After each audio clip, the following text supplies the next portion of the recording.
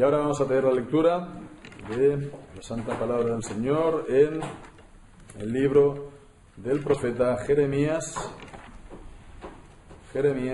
capítulo 20.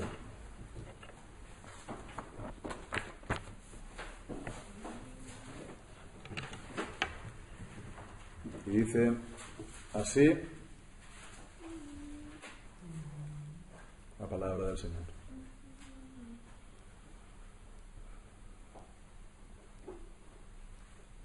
El sacerdote Pasur, hijo de Imer, que presidía como príncipe en la casa de Jehová, oyó a Jeremías que profetizaba estas palabras. Y azotó Pasur al profeta Jeremías, y lo puso en el cepo que estaba en la puerta superior de Benjamín, la cual conducía a la casa de Jehová. Y el día siguiente Pasur sacó a Jeremías del cepo, y le dijo entonces Jeremías: Jehová no ha llamado tu nombre Pasur, sino Magor Misabib, porque así ha dicho Jehová: y aquí haré que seas un terror a ti mismo y a todos los que bien te quieren, y caerán por la espada de tus enemigos, y tus ojos lo verán. Y a todo Judá entregaré en manos del rey de Babilonia, y los llevará cautivos a Babilonia y los matará a espada. Entregaré asimismo toda la riqueza de esta ciudad, todo su trabajo y todas sus cosas preciosas. Y daré todos los tesoros de los reyes de Judá en manos de sus enemigos, y los saquearán, los tomarán y los llevarán a Babilonia. Y tú, Pasur, y todos los moradores de tu casa iréis cautivos. Entrarás en Babilonia y allí morirás, y allí serás enterrado tú y todos los que bien te quieran, a los cuales has profetizado con mentira. Me sedujiste, oh Jehová, y fui seducido. Más fuerte fuiste que yo, y me venciste. Cada día he sido escarnecido, cada cual se burla de mí. Porque cuantas veces hablo, doy voces, grito, violencia y destrucción. Porque la palabra de Jehová me ha sido para afrenta y escarnio cada día. Y dije: no me acordaré más de él, ni hablaré más en su nombre. No obstante, había en mi corazón como un fuego ardiente metido en mis huesos. Traté de sufrirlo y no pude. Porque oí la murmuración de muchos, temor de todas partes. Denunciémosle. Todos mis amigos miraban si claudicaría. Quizás se engañará, decían, y prevaleceremos contra él, y tomaremos de él nuestra venganza. Mas Jehová está conmigo como poderoso gigante. Por tanto, los que me persiguen tropezarán, y no prevalecerán. Serán avergonzados en gran manera, porque no prosperarán. Tendrán perpetua confusión que jamás será olvidada. Oh Jehová de los ejércitos, que pruebas a los justos, que ves los pensamientos y el corazón, vea yo tu venganza de ellos, porque a ti he encomendado mi causa. Cantad a Jehová, load a Jehová, porque ha librado el alma del pobre de mano de los malignos. Maldito el día que nací. El día en que mi madre me dio a luz no sea bendito. Maldito el hombre que dio nuevas a mi madre, diciendo: hijo varón te ha nacido, haciéndole alegrarse así mucho. Y sea tal hombre como las ciudades que asoló Jehová y no se arrepintió. Oiga gritos de mañana y voces a mediodía, porque no me mató en el vientre, y mi madre me hubiera sido mi sepulcro, y su vientre embarazado para siempre. ¿Por qué salí del vientre? Para ver trabajo y dolor, y que mis días se gastasen en afrenta. Amén. El Señor bendiga su santa palabra. Hay ocasiones cuando el Señor encarga a sus siervos el dar un mensaje, y ya sea por el mensaje mismo o ya sea por el resultado de lo que él produce. En todo caso es como si uno hubiera lanzado una bomba, ¿no? y hubiera explotado una bomba en medio de la gente. A veces uno lo espera, ¿no? Por el mensaje que uno tiene que dar, que eso va a ser como una bomba, ¿no? Y hay otras veces que no, que es un mensaje normal, un mensaje habitual, pero por una circunstancia o por otra, eso hace que siente mal, y las reacciones sean hasta violencia, si no física, sí una reacción violenta en contra de lo que se ha dicho. Y bien, pues eso es precisamente lo que ocurrió aquí con Jeremías la semana anterior. Estábamos viendo cómo el Señor lo envió a predicar pues eso sí, en el valle de Hinnom. Ya sabemos, ¿no? Al final será la Gehenna, el lugar donde se quemaban los desperdicios, un lugar inmundo. Bueno, pues ahí dio un mensaje duro, era un mensaje de anuncio del juicio de Dios, de la ira de Dios que iba a caer sobre el pueblo. Y bueno, pues ese mensaje que además iba acompañado con la señal de la vasija que se tenía que quebrar. Y bien, pues es este mensaje de la ira de Dios que iba a caer sobre el pueblo, de la misma manera que no se podía recomponer, ¿no? Una vez la vasija de barro una vez se ha roto, pues eso iba a ser también algo sin remedio para el pueblo. Bueno, pues este mensaje no creo que haya sido la primera vez que lo dio Jeremías al pueblo, ¿verdad? Llevamos ya 20 capítulos, hemos visto cómo viene siendo más o menos el mensaje habitual del profeta al pueblo. Bien, pues esta vez, por la razón que sea, el resultado fue, como hemos dicho, como si Jeremías hubiera lanzado una bomba, en aquel entonces no lo había, o que más bien hubiera metido la mano en el avispero. Y pues empezaron las malas y violentas reacciones en su contra. En este caso, sobre todo de una sola persona, al cual se nombra por nombre el sacerdote Pasur, hijo de Immer, que presidía como príncipe en la casa de Jehová. Entonces era uno de la clase sacerdotal, de la familia del sumo sacerdote, presidía como príncipe en la casa de Jehová, un alto cargo sacerdotal en Jerusalén, en el templo, en el servicio del templo. Entonces él no le oyó esto, lo que oyó no le gustó. Y bueno, pues como él era una autoridad religiosa, mandó azotar a Jeremías. ¿No le gustó? Pues vamos a darle su merecido. A ver si escarmienta. Azotó a Jeremías por el mensaje que había dado. Pero al azotar a Jeremías, él estaba azotando al profeta Jeremías.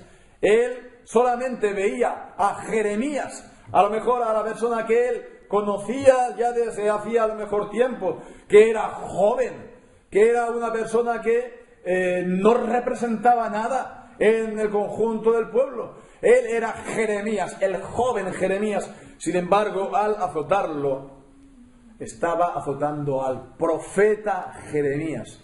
Vemos, lo dice aquí el versículo 2, azotó Pasur al profeta Jeremías. Y esta expresión, esta misma frase, el profeta Jeremías, aparece 30 veces en el libro de Jeremías. Bien, pues esta es la primera vez que aparece, en el capítulo 20. Desde el capítulo 20 hasta el final, 30 veces. Es la primera vez, y que significativo es que la primera vez que aparece es cuando se azota a Jeremías. Aquel joven que se había atrevido a pasar por su autoridad, pasar por encima de su autoridad, la autoridad de los sacerdotes, de los grandes, altos cargos religiosos en el país. ¿Cómo se ha atrevido este joven a decir estas cosas cuando nosotros estamos diciendo que todo va a ir bien al rey, que no va a pasar nada porque nosotros somos el pueblo con el cual Dios ha hecho pacto? Nosotros tenemos una larga tradición, nosotros tenemos una larga historia, nosotros nunca hemos sido siervos de nadie, nosotros pues hemos recibido las palabras de Dios y por lo tanto esto no nos va a llegar a nosotros. Tenemos aquí en Jerusalén el templo y pues el Señor está presente con nosotros. Ningún mal nos va a llegar. Nosotros somos los custodios del templo. Nosotros pues guardamos aquí.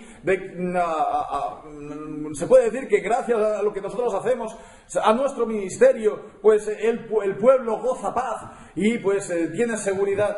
¿Cómo osa este joven a venir a nosotros y pues decirnos que el país y la ciudad va a ser destruida y asolada? ¿Quién se ha creído él que es?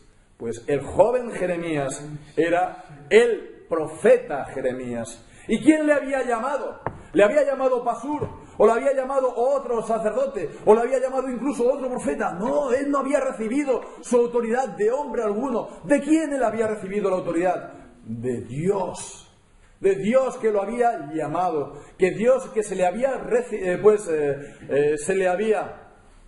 revelado y Dios le había dado su palabra. No necesitaba él recibir la autorización ni la autoridad de parte de hombre alguno, porque la recibían de parte del Señor. Él es el profeta Jeremías y este es uno de los pasajes importantes de la palabra de Dios para ver qué es esto del oficio, entre comillas, de profeta. ¿Qué es el profeta de Dios? A lo mejor uno, pues, bueno, lo sabemos, ¿no? Tenemos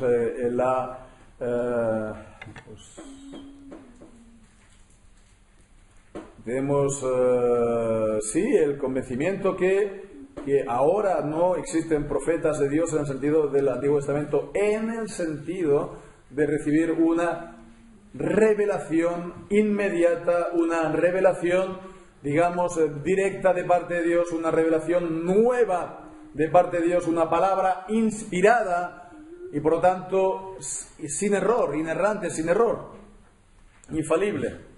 En ese sentido no hay profeta, ¿verdad? No hay profecía en ese sentido, pero en otro sentido, claro que existe la profecía. La profecía es cuando se abre la Biblia, la palabra de Dios, se explica correctamente y debidamente y se aplica debidamente a las distintas circunstancias, tanto personales como de la vida de la congregación o de la iglesia en general o incluso de la nación o naciones. Porque la palabra de Dios no es una palabra muerta, no es una palabra que, bueno, pues como pueda ser cualquier obra de cualquier otra literatura humana, es una palabra viva y eficaz. ¿Por qué? Porque es la espada del Espíritu, es el instrumento, la herramienta que el Espíritu emplea para dirigirse directamente a la vida de cada persona. El Espíritu la aplica a cada situación o a una situación en particular. O pues la palabra se aplica verdaderamente a una relación, a una situación particular en un sentido objetivo, porque realmente concuerda con la situación que describe la Biblia. Entonces la Biblia no es un libro cualquiera, es la palabra de Dios, es la palabra viva del Dios vivo. Y entonces, pues, cuando se explica y cuando se aplica la Biblia, pues es un acontecimiento espiritual. Y en ese sentido sí se puede hablar, por supuesto, de profecía. Y bien, pues decimos que hay algunos que hablan de la profecía en el sentido de nuevas revelaciones. Hay muchos que se consideran a sí mismos profetas al mismo título que Isaías o Jeremías en el tiempo presente. Hay muchos que les gustaría, por lo tanto, pues ser considerados de esta manera. Bien, es bueno entonces querer ser un profeta del Señor, pero vemos qué es ser un profeta de Dios y qué es lo que comporta ser un profeta del Señor. Vemos este pasaje, es un pasaje que nos abre, podemos decir, la intimidad de Jeremías, al leer, al considerar este capítulo, estamos en la intimidad con Jeremías. Jeremías nos abre su corazón, Jeremías nos abre sus más íntimos sentimientos. ¿Qué es lo que él siente por ser profeta del Señor? Pues vemos que está por ver si aquellos que se consideran profetas de Dios al mismo título y al mismo nivel que Jeremías, Isaías y los demás, si al mismo tiempo ellos desean tener esta misma experiencia espiritual que tenía Jeremías, esta misma fatiga, esta misma desesperanza, esta misma lucha interior que tenía Jeremías, entre lo que había recibido de Dios, lo que Dios le había llamado, lo que Dios le estaba enviando a predicar y las resistencias, las luchas que él tenía y la amargura de ver la falta de resultados. Bien, en ese sentido está por ver si los que se piensan Jeremías actuales les gustaría también este tipo de sentimientos. Sin embargo, podemos decir que estas son las luchas de los profetas del Señor. Este capítulo, al leerlo, os habréis dado cuenta que es un capítulo que es como si hubiera muchos cambios, ¿verdad? Es como si fuera una montaña rusa. Jeremías está ahora eufórico, ahora está completamente abatido. ¿Cómo es posible que Jeremías salte de lo uno y se vaya a lo otro? Y entonces los comentaristas, que son tan racionales y tan racionalistas y que quieren todas las cosas en su lugar y todas las cosas que no haya nada que desentone, que todo tenga la misma gama de colores en el piso, que no haya nada que desentone y que todo guarde, digamos, las mismas proporciones. Si hay algo que rompe, entonces, esto ya no me suena a mí normal. Esto entonces no puede salir de Jeremías. Seguro que esto es de un redactor posterior que lo ha añadido aquí para ponerlo en alguna parte o para que, no desentone tanto, ¿no? Para que Jeremías no esté hablando tan negativamente de Dios, ¿no? Estas palabras, por ejemplo, de alabanza, cuando dice cantad a Jehová, load a Jehová, no puede ser de Jeremías. ¿Por qué? Porque a continuación dice, maldito el día que nací. ¿Cómo puede pasar Jeremías de cantar a Jehová a maldito el día en que nací? No tiene sentido. Esto tiene que ser, por lo tanto, de un redactor posterior. Esto se llama glosa. Esto se llama glosa. Y esto es a lo que se dedican la mayoría de los comentaristas y teólogos. Cuando hay cosas que no concuerdan, redactor posterior. Fijémonos que no entienden en qué consiste esto de ser profeta y las luchas espirituales que comporta el ser profeta de Dios. Realmente no tiene nada de extraordinario estos cambios, porque no lo encontramos en otras partes. Lo podemos encontrar, por ejemplo, solamente para hacer un pequeño ejemplo, en el capítulo 6 de los Salmos.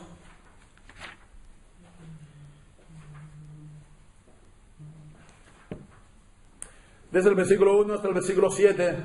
Jehová, no me reprendas en tu enojo, ni me castigues con tu ira. Ten misericordia de mí, oh Jehová, porque estoy enfermo. Sáname, oh Jehová, porque mis huesos estremecen. Toda la temática, toda es un poco sombría. Versículo 8, versículo 7 dice, mis ojos están gastados de sufrir, se han envejecido a causa de todos mis angustiadores. Versículo 8, apartaos de mí todos los hacedores de iniquidad, porque Jehová ha oído la voz de mi lloro. Jehová ha oído mi ruego. ¿Cómo se pasa entonces de estar completamente abatido a estar realmente alabando al Señor? Salmo 28. también un salmo hecho en las profundidades bueno, no es la desesperación, pero sí del pesar, y pues clamando al Señor. A ti clamaré, oh Jehová, roca mía, no te desentiendas de mí, para que no sea yo, dejándome de tú, semejante a los que descienden al sepulcro. Y bien, pues en el versículo 6, bendito sea Jehová, que oyó la voz de mis ruegos. Jehová es mi fortaleza, mi escudo, en él confío mi corazón, y fui llevado. Un paso totalmente abrupto de lo uno a lo otro, y esto pues nos muestra realmente acerca de las luchas, y acerca también de cómo el Señor pues está también presente en esas luchas, cómo el Señor pues cuando está abatido Jeremías, pues su espíritu también le recuerda lo que ella sabe, y también pues le lleva a confiar en el Señor, lo lleva a gozarse en Él, a gloriarse en Él, pero al mismo tiempo está esta otra ley interior en su interior, con la que tiene que batallar y lidiar en la situación en la que se encuentra. Hay esta tensión, esta lucha es espiritual. Bien, pues lo tomó el sacerdote Pasur, como decíamos, azotó Pasur al profeta Jeremías, lo puso en el cepo que estaba en la puerta superior de Benjamín, que conducía a la casa de Jehová. Y bien, al día siguiente, por lo tanto, el profeta Jeremías le tenía que dar un mensaje de parte de Dios a Pasur. Le dijo entonces: Jehová no ha llamado tu nombre Pasur, sino Magor Misabib, que significa esta palabra terror por todas partes. Así como leemos en el versículo siguiente: porque así ha dicho Jehová, he aquí, haré que seas un terror a ti mismo y a todos los que bien te quieran. Esta frase, terror por todas partes, no es la primera vez que aparece aquí en Jeremías capítulo 6. La encontramos, Jeremías capítulo 6 y versículo 25. No salgas al campo ni andes por el camino, porque espada de enemigo y temor hay por todas partes. O también al final del libro, en el capítulo 46 y versículo 5. ¿Por qué los vi medrosos retrocediendo? Sus valientes fueron deshechos y vivieron sin volver a mirar atrás. Miedo de todas partes, dice Jehová. Capítulo 49, versículo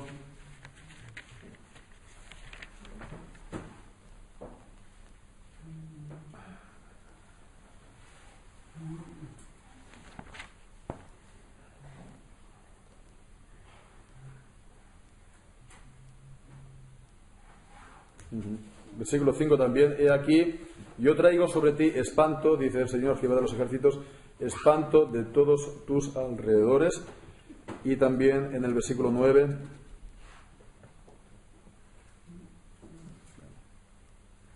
este no está claro, pero bueno. Bien, pues hay también otros lugares fuera de Jeremías, en el libro de Lamentaciones y en el capítulo 22, has convocado de todas partes mis temores, como en un día de solemnidad. O en el Salmo 31, versículo 30. Es un refrán, por lo tanto, que es recurrente en la palabra del Señor. Capítulo 31, versículo 13, porque oigo la calumnia de muchos, el miedo me asalta por todas partes. Bien, pues este es el cambio de nombre que le endosa Jeremías de parte del Señor. Hemos conocemos en la palabra de Dios, en la Biblia, cómo Dios cambia el nombre a la gente. Abraham Abraham le cambió el nombre a Abraham. A Jacob le cambió el nombre a Israel. Y esto pues por la vocación y el llamamiento que Dios le daba a uno y a otro.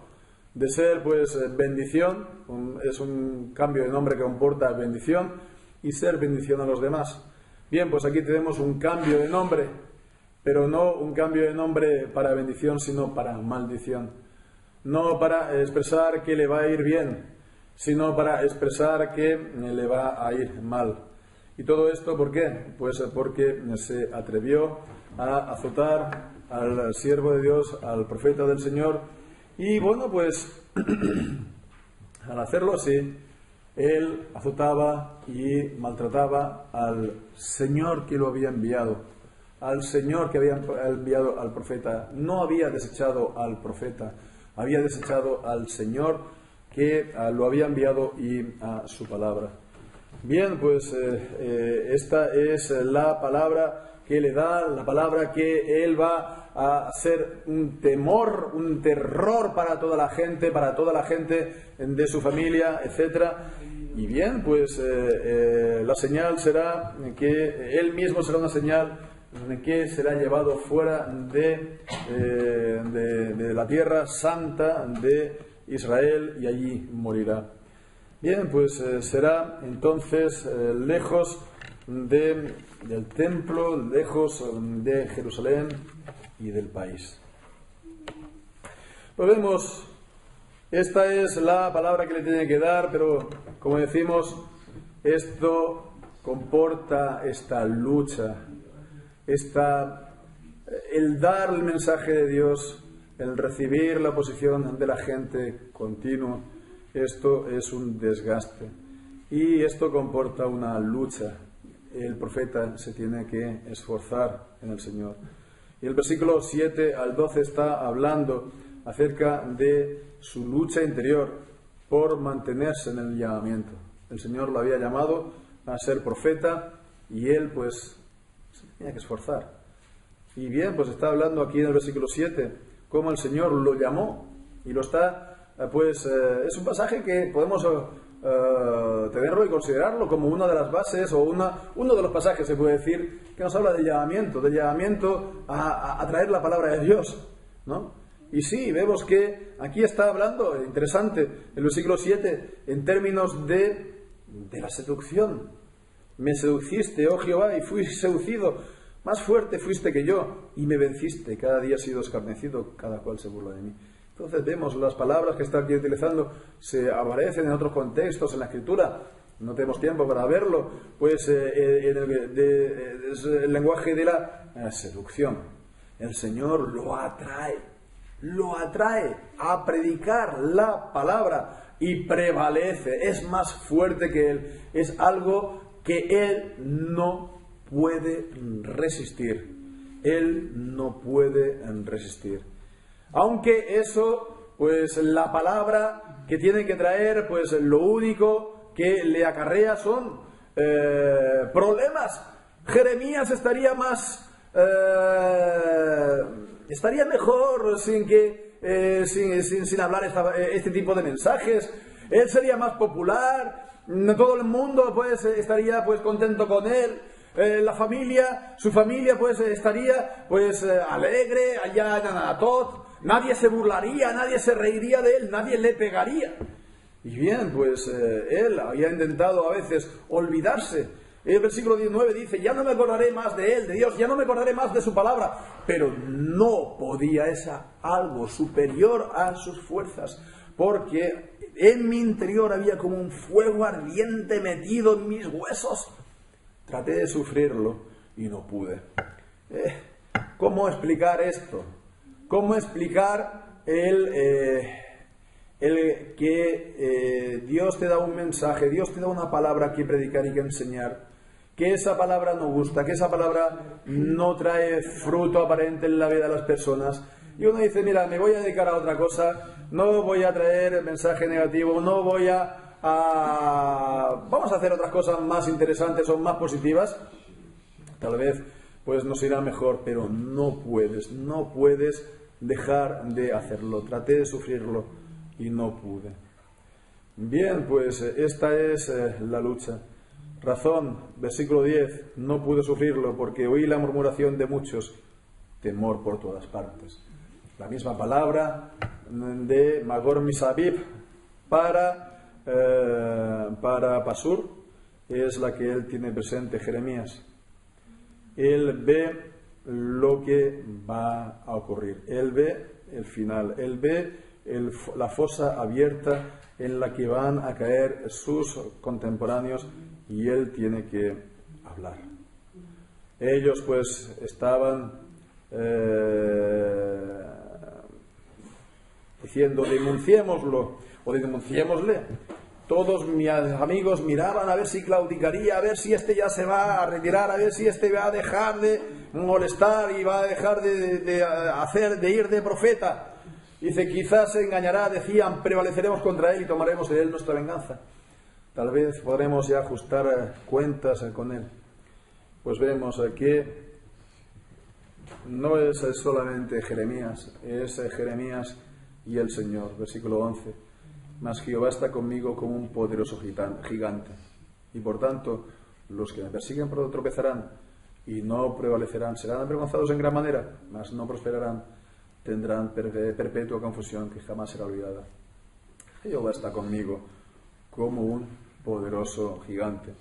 Y si no fuera por esta certeza y esta seguridad, pues sin duda Jeremías estaría completamente en la desesperación. Seguramente pues él podría haber claudicado como esperaban sus amigos y dedicarse a otras cosas. Si el siervo que trae la palabra de Dios, si el predicador, profeta, siervo, pastor, etcétera, que trae la palabra de Dios en el tiempo actual, abandona el llamamiento que el Señor le ha dado y se dedica a cualquier otra cosa, hemos de tenerlo claro, no le irá bien, porque está faltando a lo que el Señor le ha llamado. Un pastor, un siervo del Señor, al cual el Señor le ha llamado a predicar, solo sirve en la vida para una cosa, que es para traer esa palabra. Y seguramente que esa palabra no va a conseguir gran cosa, pero es lo único que él puede hacer. Y es lo único que él puede hacer bien. Y cualquier otra cosa que intente no tendrá la ayuda y la bendición de Dios. Dios no estará con él como un poderoso gigante. Eso sí, si trae esa palabra, aunque tenga la respuesta negativa, aunque tenga la oposición, aunque tenga pues la antipatía, el aborrecimiento de la gente, el Señor estará con él como un poderoso gigante. Y nadie lo podrá tocar. Bien, pues vemos en versículo 12 nos está hablando acerca de Dios, Jehová de los ejércitos, que prueba a los justos, que ves los pensamientos y el corazón. Salmo 133, 139 y otros. El Señor, pues, prueba a los justos. El Señor conoce los pensamientos. Y nuestra respuesta ha de ser, pues, examíname, Señor, prueba y conoce mi corazón. Y ve si hay en mí camino de perversidad y guíame en el camino eterno. La oración también por vindicación. Vea yo tu venganza de ellos, porque a ti he encomendado tu causa, pues en mi causa. No es tanto un sentimiento de venganza personal porque Jeremías es muy vengativo, es porque él es el profeta de Dios y su palabra es la palabra de Dios. Así, por lo tanto, es por mantener el nombre de Dios que él también está orando para que Dios lo vindique. Y lo que decíamos entonces del cambio tan abrupto, la montaña rusa en la que está pues Jeremías, porque dice pues esto, después del versículo 13, cantad a Jehová, load a Jehová, porque ha librado el alma del pobre de mano de los malignos. Y otra vez se derrumba, maldito el día en que nací, el día en que mi madre me dio a luz, no sea bendito. Y así hasta el versículo 18. Palabras que nos recuerdan, por supuesto, a Job capítulo 3, todo el capítulo 3, es el capítulo donde Job está maldiciendo el día de su nacimiento, y también recuerda lo que Jeremías también dijo en capítulo 15, versículo 10, y lo consideramos en su día, esta vez lamentándose, aunque no llegó a maldecir el día: ay de mí, madre mía, que me engendraste hombre de contienda y hombre de discordia para toda la tierra, para todo el país. Nunca he dado ni tomado ni préstamo, y todos me maldicen. Ay de mí, maldito el día en que nací. Y bien, pues son ciertamente circunstancias descorazonadoras para Jeremías. Son circunstancias en las que se mezcla el llamamiento de Dios, la experiencia que él tiene del Señor, el saber que sí, que Dios está con él, que no lo va a dejar, que Él es poderoso para librarlo, con también el dolor de los golpes que ha recibido, la humillación personal, la humillación como profeta. Están pues mezcladas los sentimientos, los dolores y las certezas, y todo esto junto pues lo lleva aquí a estar verdaderamente abatido. Y bien, pues es algo que ciertamente nos puede llegar a ocurrir. Por lo cual también Pablo decía que orad por mí, dice Pablo. Y él pedía de continuo oración para él. Con lo cual, pues vemos que es necesario estar orando por los que predican, porque son hombres de pasiones semejantes a las nuestras, como Elías, el cual también pues llegó a estar completamente abatido después de una gran victoria, por cierto, en el Monte Carmelo. Pues ciertamente esto es para tenerlo presente, orar pues por los siervos que traen la palabra, pero esto es algo que le puede ocurrir a cualquiera. No hace falta ser un profeta del Señor, basta con ser un hijo de Dios para encontrarse muchas veces en circunstancias pues que le llevan a uno, pues si no a maldecir el día, pues casi, y a estar pues realmente viéndolo todo negro y decir: estoy andando en tinieblas, ¿dónde está la luz del Señor? Bien, pues esto es para todos entonces.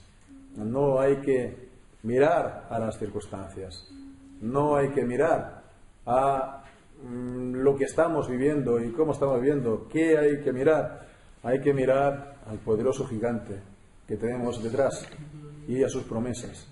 Igual en la salvación, no hay que mirar a nuestra corrupción, no hay que mirar pues a nuestros pecados, no hay que mirar a nuestra incapacidad como hombres. ¿A quién hay que mirar? Puestos los ojos en Jesús, el autor y el consumador de la fe.